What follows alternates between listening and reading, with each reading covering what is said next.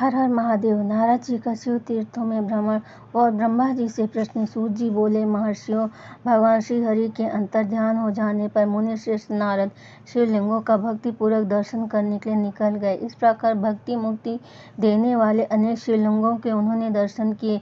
जब उन रुद्रगणों ने नारद जी को वहां देखा, वे दोनों गण अपने श्राप की मुक्ति के लिए उनके चरणों पर गिर पड़े और उनसे प्रार्थना करने लगे कि वे उनका उद्धार करें। नारद मुनि, हम आपके अपराधी हैं। राजकुमारी श्रीमती के स्वयंवर में आपका मन माया से मोहित था। उस समय भगवान शिव की प्रेरणा से आपने हमें श्राप दिया था।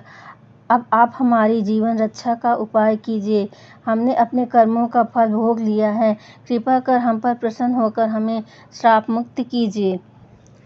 नारद जी ने कहा, हे रुद्रगणों, आप महादेव के गण हैं एवं सभी के लिए आदरणीय हैं। उस समय भगवान शिव की इच्छा से मेरी बुद्धि भ्रष्ट हो गई थी, इसलिए मोहवश मैंने आपको श्राप दे दिया था। आप लोग मेरे इस अपराध को क्षमा कर दे, परंतु मेरा वचन झूठा नहीं हो सकता, इसलिए मैं आपको श्राप से मुक्ति का उपाय बताता हूँ। गुरुवर विश्वा के वीर द्वारा तुम एक राशि के गर्भ में जन्म लोगे। समस्त दिशाओं में रावण और कुंभकर्ण के नाम से प्रसिद्ध पाओगे। राक्षस राज का पद प्राप्त करोगे। तुम बलवान व वैभव से युक्त होगे। तुम्हारा प्रताप सभी लोकों में फैलेगा। समस्त ब्रह्मांड के राजा होकर भी भगवान शिव के परम भक्तों में होगे।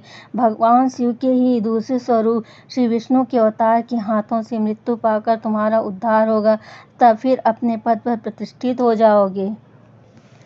सूत जी कहने लगे, इस प्रकार नारद जी का कथन सुनकर वे दोनों रुद्रगण प्रसन्न होते हुए वहां से चले गए और नारद जी की आनंद से सरोवर हो मन ही मन शिव जी का ध्यान करते हुए शिव तीर्थों का दर्शन करने लगे। इसी प्रकार भ्रमण करते करते वे शिव की प्रिय नगरी काशीपुरी में पहुंचे और काशीनाथ का दर्शन कर उनकी पूजा उपासना की।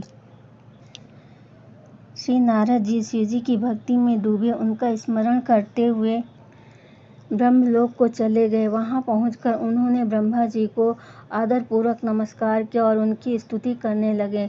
उस समय उनका हृदय शुद्ध हो चुका था और उनके हृदय में शिव जी के प्रति भक्ति भावना ही थी और कुछ नहीं।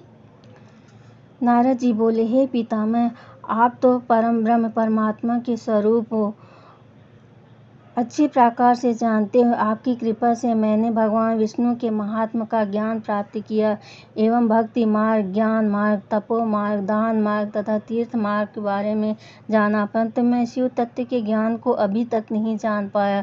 मैं उनकी पूजा विधि को भी नहीं जानता हूँ, अतः अब मैं उनके बारे में सब कुछ जानना चाहता हूँ। मैं भगवान शिव के विभिन्न चरित्रों, उनके स्वरूप, वे सृष्टि के आरंभ में, मध्य में किस रूप में थे, उनकी लीलाएं कैसी होती हैं और प्रलय काल में भगवान शिव कहाँ निवास करते हैं, उनका विवाह तथा उनके पुत्र कार्तिकेय के जन्म आदि की कथाएं मैं आपके श्री मुख से सुनना चाहता हूँ। भगवान शिव कैसे प्रसन्न होते हैं और प्रसन्न होने पर क्या क्या प्रदान करते हैं, इस संपूर्ण वृत्तांत को मुझे बताने की कृपा करें। अपने पुत्र नारद की ये बातें सुनकर पितामह ब्रह्मा बहुत प्रसन्न हुए। हर हर महादेव।